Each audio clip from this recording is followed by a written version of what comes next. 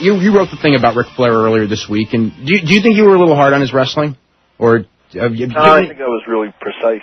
Okay. You know, a lot of people think that Flair was you know what? He was a really good mechanic in the ring. I mean, there's nothing wrong with Rick. Worked the leg. He could work the leg. I mean, he worked it beautifully all the time. But his psychology, he never had an ounce of psychology, Ric Flair. I never saw any psychology in any of my matches that I ever had with him or anyone else's matches with him. He was a guy that really was a 3 dressed up as a 9. I think I was hit this nail right on the head, and the only way you can know that is to have worked with him or to have, the only way is really is to know it is to have worked with him and or been in the business. And, you know, I think most of the people that I respected in the business never had a lot of respect for Ric Flair as a real worker, as a great worker. He was a guy that could do all the mechanical wrestling, but he never had a clue what he was doing from the time the bell rang to the time the bell ended, or rang to ended the match. Because I've got to say, you know, when most of the wrestlers that I've talked to, I mean, of the current wrestlers, I mean, the 3 names they bring up as who they think the best are you, Shawn Michaels, and Ric Flair. Some of the older wrestlers, you know, you'll hear Terry Funk, Steamboat, you know, and further back, you know, there'll be other guys. But I mean, with the current wrestlers, I mean, he's always, you know, his name's always mentioned in that top group. Well, you know, I think that's because there's a lot of fans that think he was a great wrestler. But I mean, he couldn't put his shoelace through the eye of his boots, or you know, or Curt Hennings, or you know, Curt was such a great guy to work with. You know, there's so much that goes into a wrestling match that maybe some people don't necessarily understand. Little wrestling is a little bit sometimes like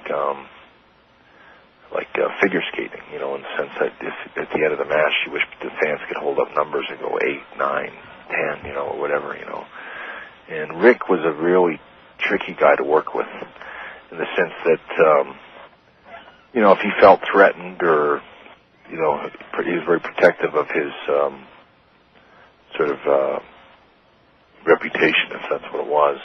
But I can remember often going in with Rick and wrestling with him and being completely baffled at how he could screw everything up all the time and lose the momentum of the match and blow all the heat. Just when you had all the place was ready to come unglued, he'd call for a reverse backdrop, and you know, like, he'd lose everything and start all over again.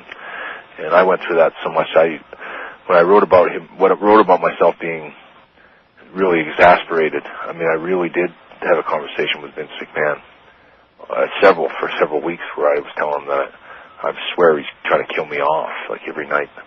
I know in Ottawa, I think I wrote that it was, you know, the Razor Ramon was in the dressing room in Boston when we had the hour-long match. I don't remember exactly where it was, and I maybe should have had my facts right when I said that. But the truth is, I was somewhere with Ric Flair. It might have been Ottawa. I know it was several times where I had problems with him, where it was just, I came back like, what are you doing? Like, how could you blow it so bad and so off the mark? Like, I had a match with him in Ottawa a few days after winning the belt, and the place was just going crazy. And I remember he had me in a figure 4, and he called for a small package, and I small packaged him, and he pinned himself. I made no comeback or anything. And I remember I came back, and I think that's where I dressed him down and said, I make comebacks. I make my comeback. I got a whole comeback I do, and if you can't do it, I'll do it on my own.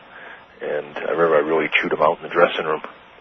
And it got to be like, I started to really see such big holes in this guy's, sort of his reputation was just, you know, for lack of a better word, was just bullshit. You know, he was just not that good of a wrestler. Either that, or he was doing all this kind of stuff on purpose, which makes him not a good wrestler either. I think, I always took pride in going in there with someone that wasn't very good and making him look like $1 million. To me, that was a credit or a tribute to somebody that I liked or I respected. And Flair often worked with guys, and I remember the Hawk is one, and I can remember Lex Luger is another that came back after. And then we talked about him years later, and they said that he, you know, intentionally made them sort of look inept all the time, and always sort of implied that it was their fault. And I always sensed the same thing, that if Rick could sort of intentionally, like he did with me that one time, intentionally screw up the whole finish and make it look like it was my fault and kind of pretend to everyone it was my fault, it was his way of protecting his place. And I never thought he was a straight shooter in the ring at all. I thought he was always an old fox that did stuff that made it look like, you know, and I think it was all intentional, or at least a lot of it was. And I remember I talked to Vince McMahon about it, and he came to the conclusion, and he said the opposite. He said that he thought Rick never did anything intentional, like that it wasn't screwing the matches up on purpose, that he just didn't know what he was doing, and he never did. And it was all sort of a myth about his sort of supposed greatness. But I do remember having some great matches with Rick, and, you know, I'll never take away from the fact that he worked really hard in the ring. He was one of the hardest workers in the ring. But I never thought he was a straight shooter, and I never thought he had an ounce of ring psychology.